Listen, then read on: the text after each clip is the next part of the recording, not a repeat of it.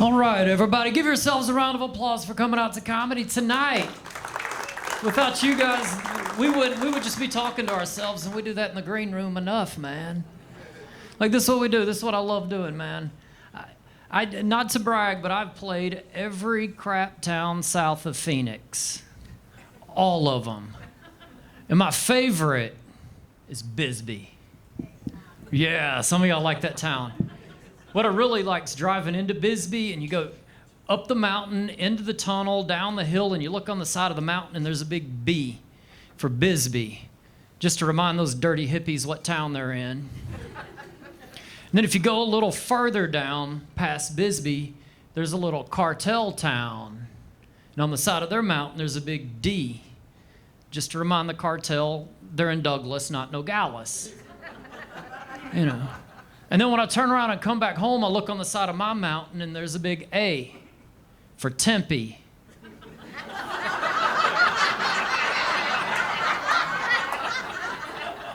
Because ASU doesn't teach spelling. You know. I guess the moral of this story is send your kids to U of A, man. You know, whatever it is, man. It's weird. I live in Tempe. And it seems like everybody in Tempe drives a Cybertruck. This is a Cybertruck crowd. How do we feel about them? Yeah. You're not wrong.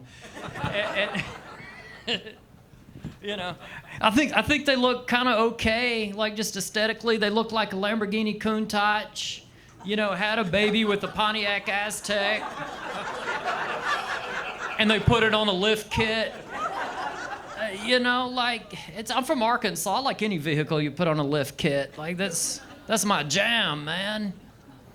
You know, I remember my dad called me, and he said, hey, Roy Lee, hey, man, can you think of a practical use anybody would have for a Cybertruck?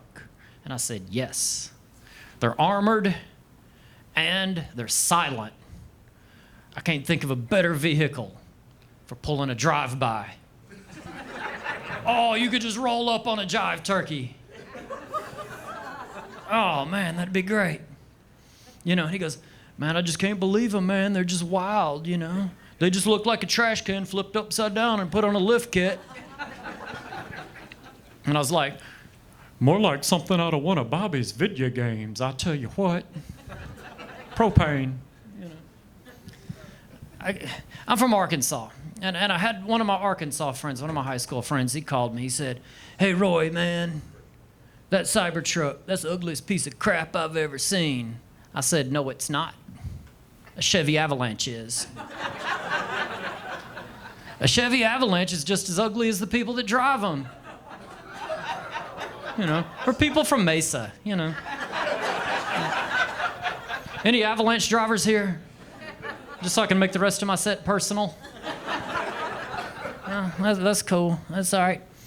You know, I do have a high school friend that drives a Chevy Avalanche, and the rest of my high school friends won't let him forget it. Because if y'all don't know something about Southern people, I'll dispel a stereotype real quick. We are not all racists. Comma, but we are all trucksist. We will pass our negative prejudice down on you if you drive the wrong truck. I mean, I went to high school with guys that talk about the same thing when they drink beer with their friends every night. You know, they go, hey, man, I drive a Chevy truck. My daddy drives a Chevy truck. My daddy's daddy drives a Chevy truck. We a Chevy truck family. We don't drive a Ford. Because you know what Ford stands for, don't you? Fix it again, Tony. Shut up, Dale. That's a Fiat. I'll tell you what, that boy ain't right.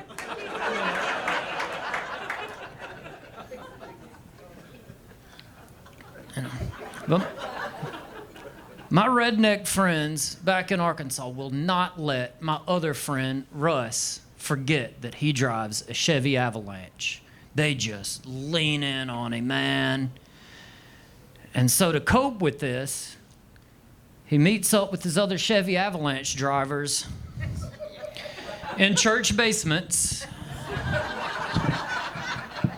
and they pull folded chairs off the wall, and they put them in a circle, and they drink stale coffee and eat stale donuts, and they go, I've been driving a Chevy Avalanche for 723 days, and my friends won't let me forget it. I just can't deal with it. They say, one day at a time.